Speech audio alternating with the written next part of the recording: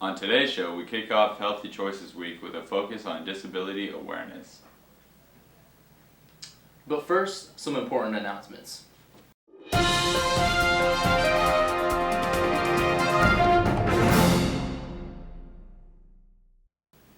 Good morning, ST. Today is Monday, November 16th. I'm Royce. And I'm Tommy, and this is your STHS news show.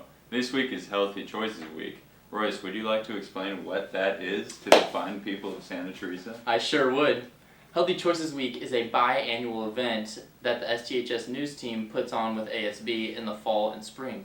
Our fall Healthy Choices Week will run from November 16th through the 20th this year. This year, the fall topic will be disability awareness. Many members of our community have disabilities like blindness, deafness, and other less obvious afflictions. Each day has a theme which looks at some aspect of the topic. Each day also has a lunchtime activity related to the aspect.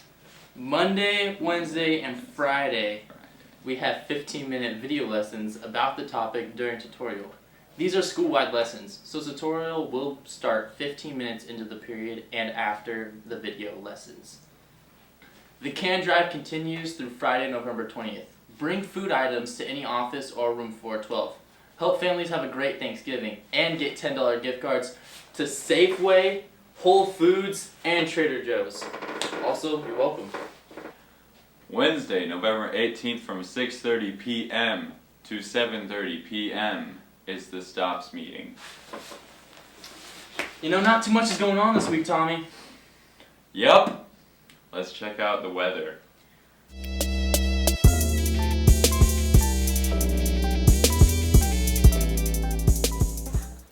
Well, Tommy, it looks like this week's going to be a scorcher. Yup. Make sure you bring your sunblock and board shorts. So, Royce, I hear you like to go clubbing. I love the club. Check out the clubs.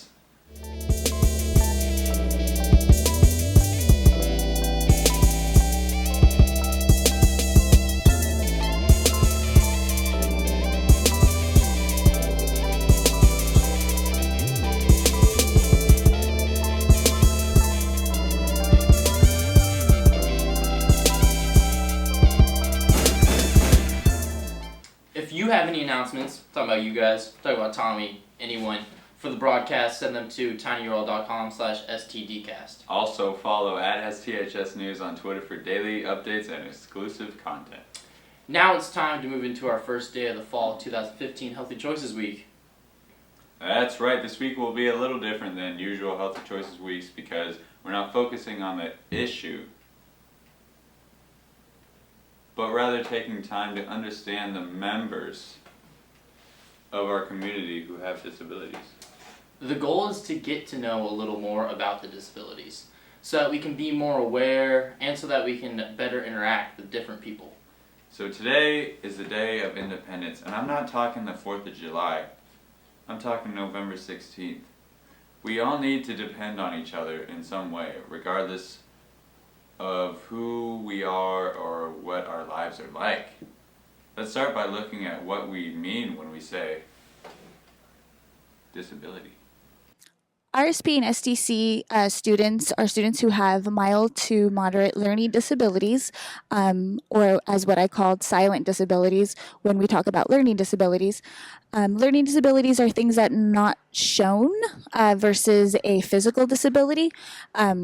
So how do I define disability, or what is a disability, is more of the inability for someone to perform a task without supports, without the help needed. Experience with special education comes from when I was born. I was actually raised in a family with a mom who has a visual and hearing disability. Called Usher syndrome. So from a very young age, I knew that I wanted to help students with disabilities. I also grew up in a home where my cousin was handicapped and had a physical disability. And so from there, I chose the route to become a special ed teacher to help others in need.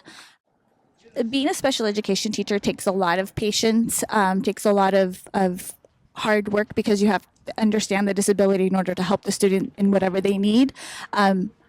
It's something, it's very rewarding. It's very difficult, but again, it's very rewarding. It's much needed here. There's many students here at ST that have, as again, what I call silent disabilities, which are learning disabilities. And if you really think about it, in today's society, all of us have a disability. It's just we don't know of it. Having a disability is not something to be frowned upon. Having a disability is actually, and knowing of your disability is actually probably the best thing ever because you can get the help and supports that you need. You're not disabled, you're actually able to do anything with those supports. A disability is when a person doesn't have I don't know how to describe it, but it's when a person doesn't really have. No, I don't know. I don't know what a disability is. I think a disability is something that's like physical or mental. I don't know what a disability is. I do not know what a disability is. According to the World Health Organization, a disability is any restriction or lack of ability to perform any given activity. A physical or mental impairment includes hearing, mobility, visual impairments, and chronic mental illness. There are many types of disabilities, including mental, physical, sensory, and learning disabilities. A sensory impairment includes hearing loss and the loss of sight. A learning disability can interfere with learning skills. Disabilities affect hundreds of millions of families in developing countries. As of 2014, there are 37 million adults with hearing trouble and 27.6 million adults with vision problems. About 56.7 million people, 19% of the population, had a disability in 2010, according to a broad definition of disability. But currently in 2015, around 10% of the total world's population currently live with a disability. As the population ages, this figure is expected to increase. I don't really know what causes a disability. Anyone can have a disability. It can occur at any point of a person's life. It's not possible to prevent all impairments. Some babies form differently inside the womb, and no one knows why. Researchers do not know exactly what causes disability in newborn babies, but these appear to be related to differences in brain structure. These differences are present from birth and often can be inherited, but some disabilities can affect a person's life as well into adulthood. In addition, 4 of the 10 leading causes of disabilities in the US and other developed countries are mental disorders. People with disabilities should be treated normally. Generally, you should treat everyone the way you want to be treated, regardless of their ability. A person with a disability is not disabled, they are still able.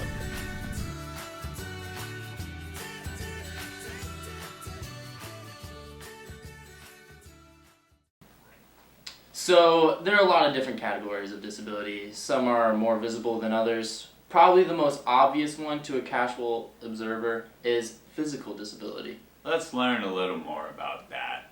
My disability is cerebral palsy, and it basically means that when you walk, your feet aren't straight, they turn in, and your muscles get tight.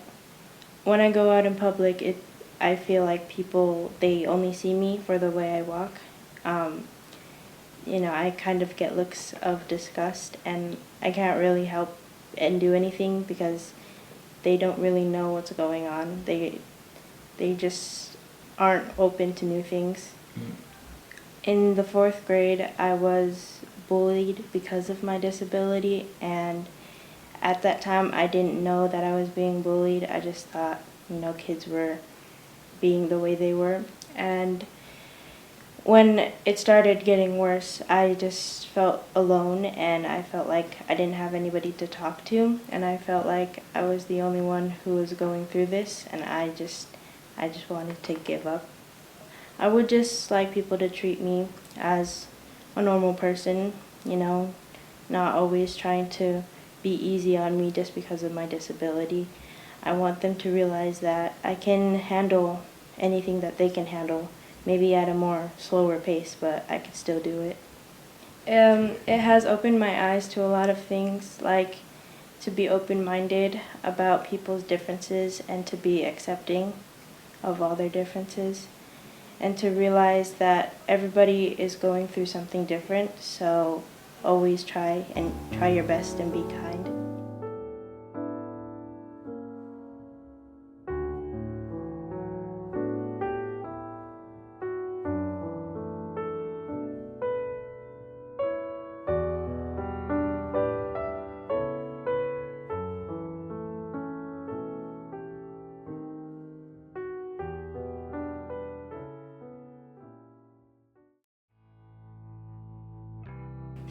A physical disability is a limitation on a person's physical functioning and mobility.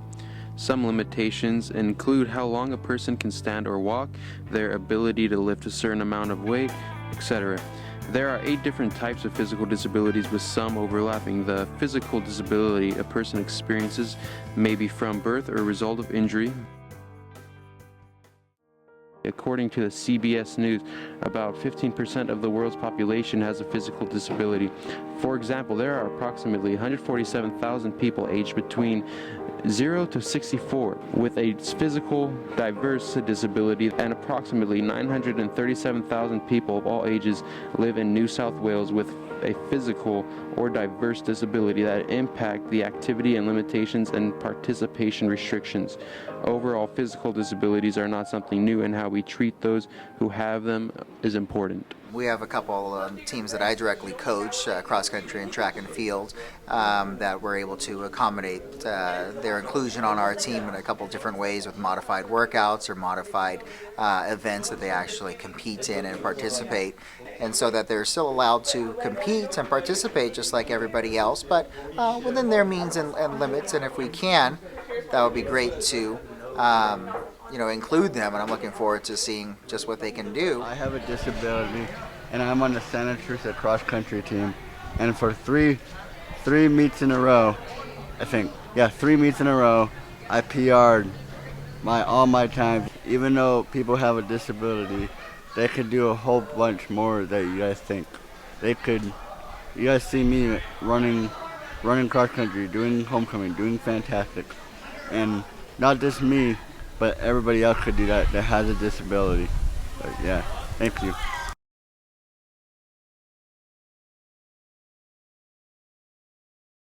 When talking to someone with a physical disability, respect above all else is most important. You should treat someone with a disability just as you would treat someone without one. You should never talk down to someone with a disability. No one wants to be treated like a child or patronized. When you're speaking to someone with a disability, don't use childlike vocabulary, pet names, or far above average talking voice. Remember to never make assumptions about people or their disabilities.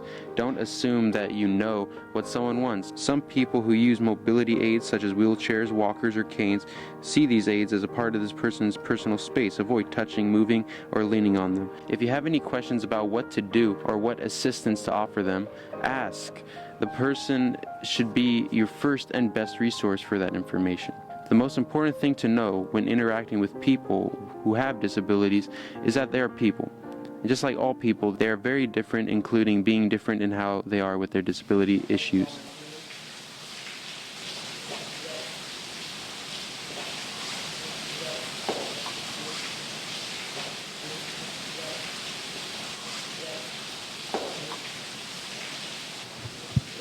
Man, I wish I was like the rest of them.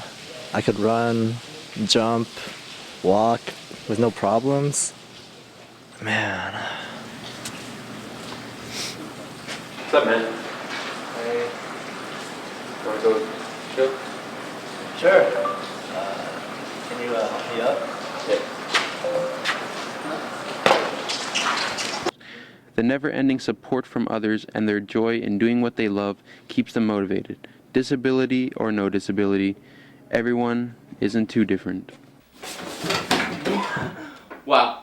That was some really good information in there. I agree. I think the most important thing that we can do is treat each other with respect and not make assumptions about who people are when they're physically disabled. Well, since today is the Day of Independence, head to the outdoor stage during lunch for some team building games hosted by ASB.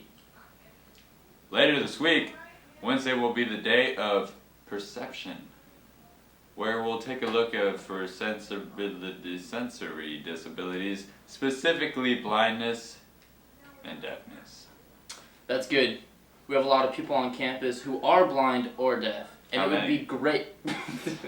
I don't know exactly, but it would be great to know how to best act around them. In fact, at lunch on Wednesday, there will be a Q&A panel in the library with some of our blind and deaf students. And on Friday, the day of visibility, we'll look at invisible disabilities, meaning mental, developmental, and learning disabilities. That sounds exciting. Well, I'm Tommy. And I'm Royce, signing Off for STHS News.